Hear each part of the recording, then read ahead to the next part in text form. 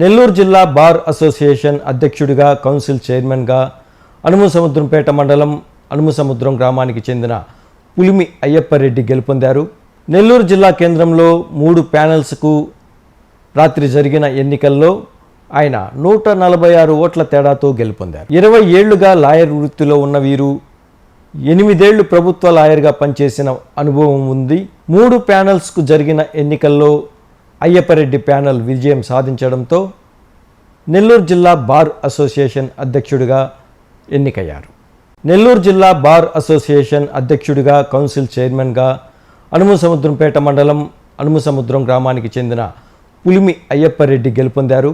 నెల్లూరు జిల్లా కేంద్రంలో 3 ప్యానెల్స్కు రాత్రి జరిగిన ఎన్నికల్లో ఆయన 146 ఓట్ల తేడాతో గెలుపొందారు. 20 ఏళ్లుగా లాయర్ వృత్తిలో ఉన్న వీరు 8 ఏళ్లు ప్రభుత్వ లాయర్గా పనిచేసిన అనుభవం ఉంది.